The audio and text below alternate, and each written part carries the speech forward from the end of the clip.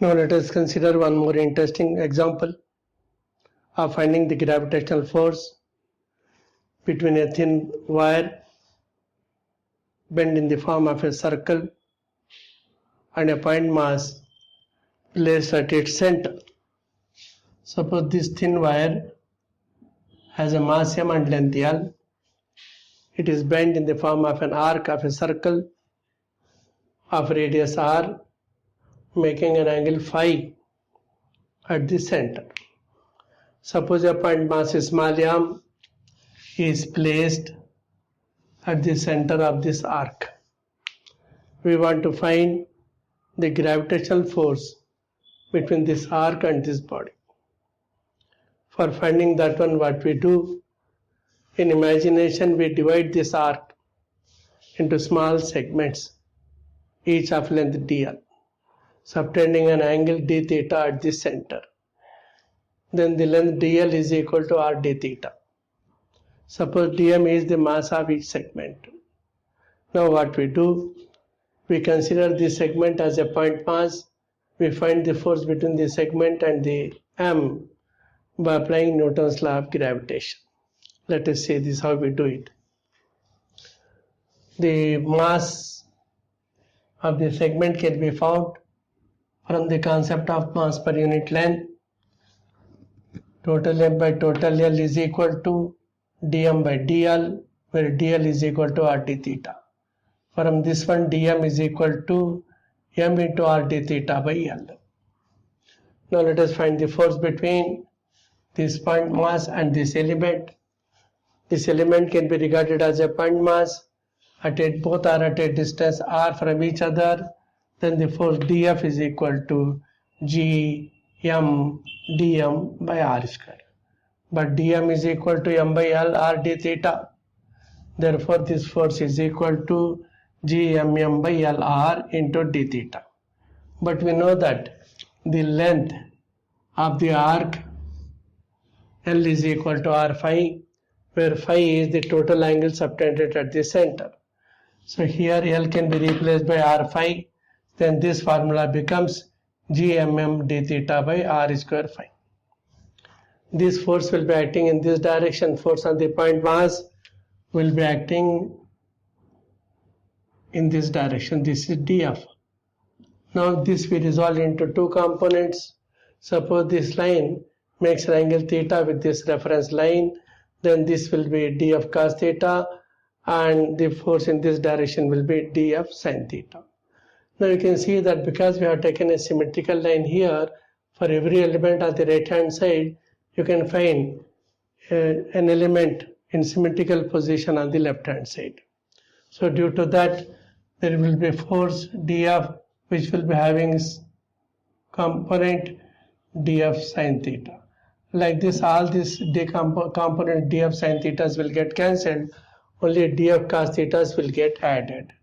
So the resultant force can be obtained by integrating dF cos theta. What are the limits? From minus, it is from total angle is phi. So it is from phi by 2 to plus phi by 2. So integration f is equal to integration minus phi by 2 to plus phi by 2 dF cos theta. This can also be regarded as twice the integration from 0 to phi by 2. Let us substitute the value of dF here. dF we know that g m by r square phi d theta. Cos theta is already there. So on simplification we get it as 2 g m by r square phi. All these are constant, they can be taken out. Integral cos theta d theta.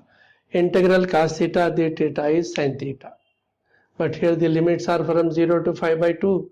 So this will be sin phi by 2 minus sin 0, which is nothing but sin phi by 2. This is the final formula for the force between the arc and the point mass. Let us consider different cases. Suppose the arc is a full circle. When it is a full circle, the angle will be 2 pi. If you keep a point mass at the center, what is the force on it? F is equal to 2g, using this formula, 2 gmm by r square phi. Phi is here 2 pi, sin phi by 2 is pi, sin pi is 0, therefore the total force is 0. Suppose this arc is just a half circle. If it is half circle, then phi is equal to pi, and the force 2gmm by r square pi sin of pi by 2, sin pi by 2 is 1, so it is 2gmm by pi r square. Suppose the arc is just 1/3 circle. If it is 1/3 circle, the angle is 120 degrees, that is 2 pi by 3. To find the force using this formula, 2gmm by r square, phi is 2 pi by 3. Sin phi by 2 is sin 60, which is root 3 by 2. So on simplification, you get it as 3 root 3 gmm by 2 pi r square. Suppose the arc is just 1/4 circle, then phi is equal to pi by 2. So we have got 2 gmm by r square pi by 2. Here sin of phi by 2 we have to take pi by 4. Sin pi by 4 is 1 by root 2. On simplification, you will get it as 2 root 2 gmm by pi r square. Suppose the arc is 1/6 of a circle, then phi, the total angle is pi by 3. So we have got f is equal to 2 gmm by r square, phi is pi by 3, into sin of 60 by 2 is sin 30, sin 30 is half. On simplification, you will get it as 3 gmm by pi r square. So like this, if you got an arc, sometimes directly it may be given like this. A wire is bent into an arc of 1/4 of a circle, mass is m. If a point mass is kept at its center, what is the gravitational force? If you know these things, you can directly write the answer. Hope it is clear to you.